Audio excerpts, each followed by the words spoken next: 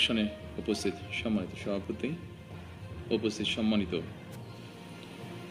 স্বরাষ্ট্রমন্ত্রী, সম্মানিত প্রতিরক্ষা উপদেষ্টা, সম্মানিত সেনাবাহিনী, নৌবাহিনী এবং বিমান বাহিনীর প্রধানগণ, সেনাবাহিনীর ঊর্ধ্বতন কর্মকর্তাগণ,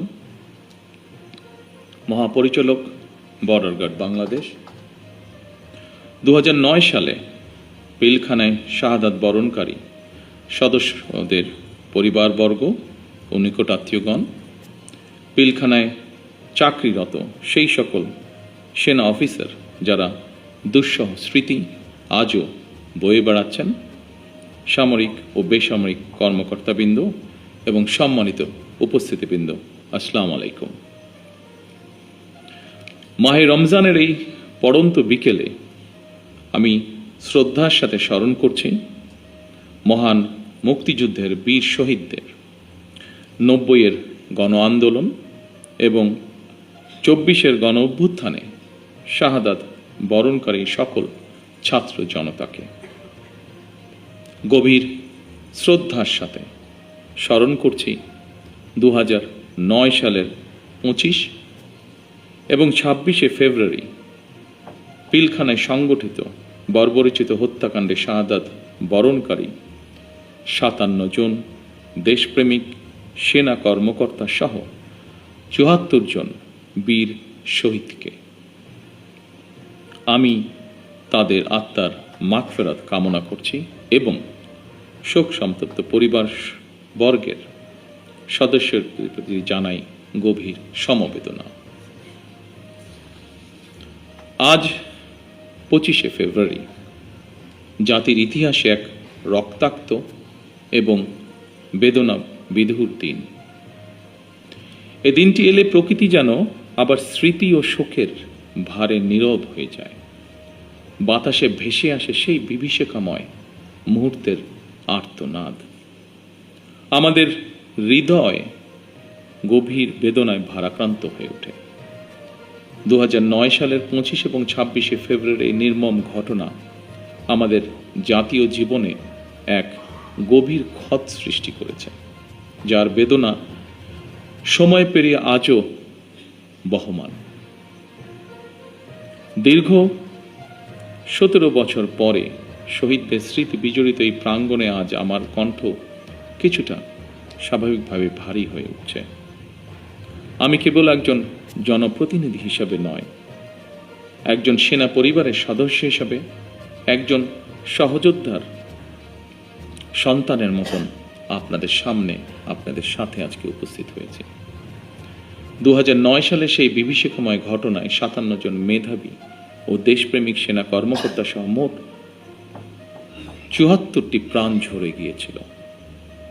প্রতিটি নাম একটি পরিবারের আলো নিভে যাবার গল্প, প্রিয়জন হারানোর বেদনা বিধুর অধ্যায়, একটি সন্তানের পিতৃহীন হওয়ার ইতিহাস, একটি স্বপ্নের অসমাপ্ত মহাকাব্য।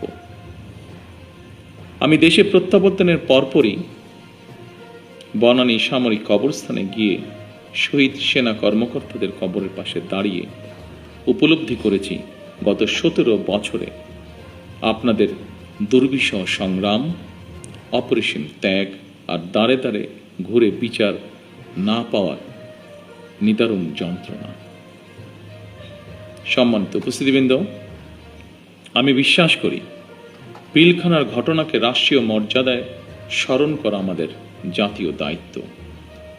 25 ও 26শে ফেব্রুয়ারি ঘটনাকে ইতিহাসে রাষ্ট্রীয় মর্যাদা না দিলে ভবিষ্যৎ প্রজন্ম আমাদেরকে হয়তো ক্ষমা করবে না। তাই সেনাবাহিনীও আপনাদের সঙ্গে আলোচনা করে 25 এবং 26শে ফেব্রুয়ারি স্মৃতিকে অম্লান করে রাখতে বর্তমান সরকার ইনশাল্লাহ কাজ করবে। আমাদের সীমান্তরক্ষী বাহিনী শিকড় আমাদের স্বাধীনতার ইতিহাসে প্রথিত।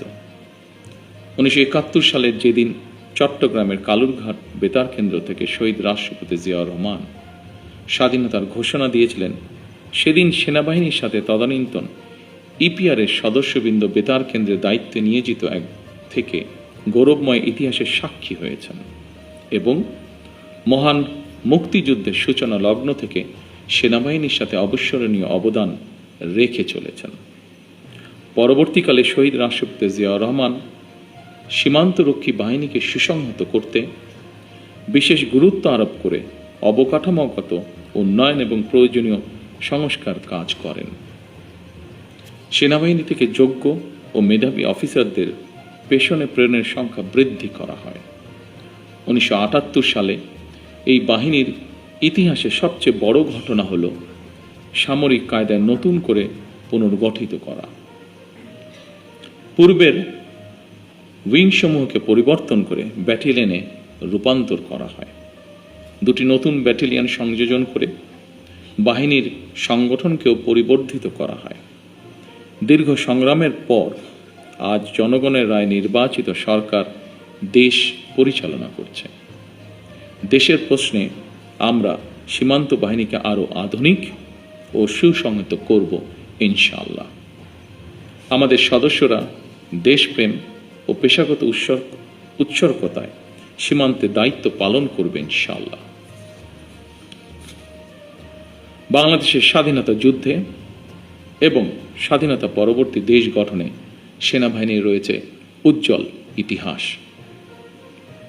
সেনাবাহিনী আমাদের সার্বভৌমত্বের প্রতীক। আমি মনে করি পিলখানার এই মর্মান্তিক ঘটনা ছিল আমাদের সার্বভৌমত্বকে নস্যাৎ করার একটি অপপ্রয়াস। পিলখানার ঘটনার পরিক্রমায় আমাদের জাতীয় নিরাপত্তার কাঠামোর দুর্বলতা ফুটে উঠেছে। তাই বহির্বিশ্বের সাথে তাল মিলিয়ে আমাদের জাতীয় নিরাপত্তার কাঠামোকে আরও আধুনিক, সময় উপযোগী এবং শক্তিশালী করা প্রয়োজন অবশ্যই, এবং এ লক্ষ্যেই আমাদের সরকার কাজ করবে ইনশাআল্লাহ। একই সাথে শহীদ পরিবারের সদস্যদের কল্যাণে তাদের সন্তানদের শিক্ষা, চিকিৎসা ও পুনর্বাসনের জন্য দীর্ঘমেয়াদী সুরক্ষা ব্যবস্থা গড়ে তোলার প্রতিশ্রুতি আমরা এরই মধ্যে ব্যক্ত করেছি। মাহে রমজান আমাদের সংযম এবং আত্মশুদ্ধির শিক্ষা দেয়। মহান আল্লাহর দরবারে প্রার্থনা করি তিনি যেন শহীদদের আত্মাকে শান্তিতে রাখেন, তাদের পরিবারকে ধৈর্য ও শক্তি দান করেন এবং আমাদের রাষ্ট্র প্রতিষ্ঠানসমূহকে ন্যায়, শৃঙ্খলা ও দায়িত্ববোধের পথে পরিচালিত করেন। পরিশেষে আজকের এই অনুষ্ঠানটি আয়োজন করার জন্য যারা অক্লান্ত পরিশ্রম করেছেন, এই অনুষ্ঠানটিকে সুন্দরভাবে উপস্থাপন করেছেন, তাদের সকলকে আমি আমার পক্ষ থেকে আন্তরিকভাবে ধন্যবাদ জানাই।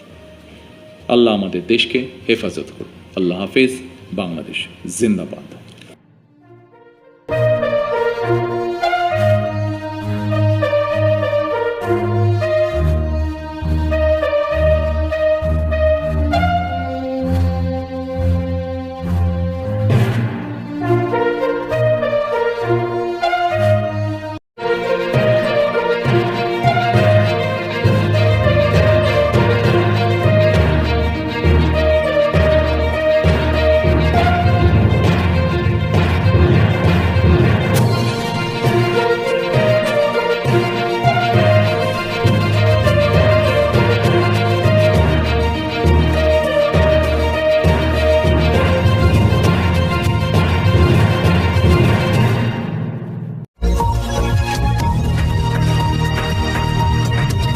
দর্শক, এই ছিল ডিএসএন সারা বাংলায়। ধন্যবাদ সাথে থাকার জন্য।